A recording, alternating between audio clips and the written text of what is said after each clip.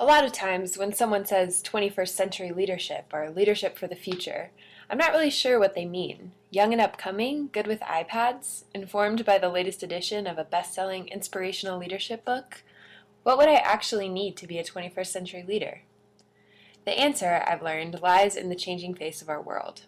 In our first learning workshop here at the Denver Foundation this summer, we talked about leadership in the context of the new normal, which is simply that white faces will no longer make up the majority. By 2040, half of all people in the U.S. will be people of color.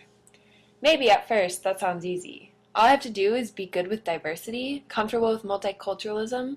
No problem. My parents always taught me that color doesn't matter. I've traveled abroad, even to countries other than Europe. I go to a school where you can't go more than 3 days without hearing or seeing the term inclusive excellence. But the truth, the real truth, is that I had no idea how to be in a world like that. Sure, I'm nice to everyone. Of course I am. But it takes more than niceness to be a leader, to interact meaningfully with people across boundaries, to love them and serve them in relevant ways. Those are skills that sort of stumped me. I've always been a big fish in a small pond of other fish who look just like me. Most of my development has happened with other white, middle-class peers of my age. I spent the past 3 years in a leadership program at DU where I learned some invaluable things, but I did it all with 60 other mostly white faces at a school that cost $50,000 a year. Homogeneity has really dominated all of my learning and my leadership. But that's something I could not have realized until a leadership retreat with the Denver Foundation.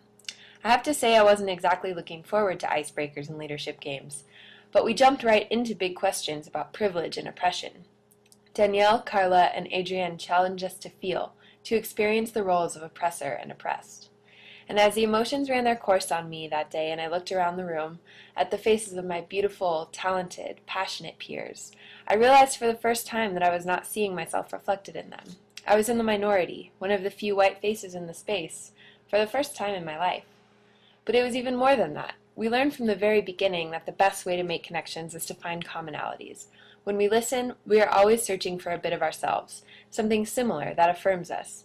And we are all connected, all possessors of a divine thread of goodness.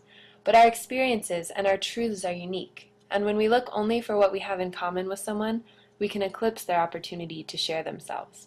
We can smother them with our own experiences. We erase them, and we learn nothing.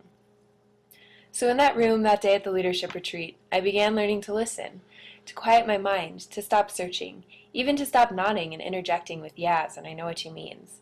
I began learning that my silence gives my peers the space to speak, and that the things someone says when you think they're done talking are often the most meaningful.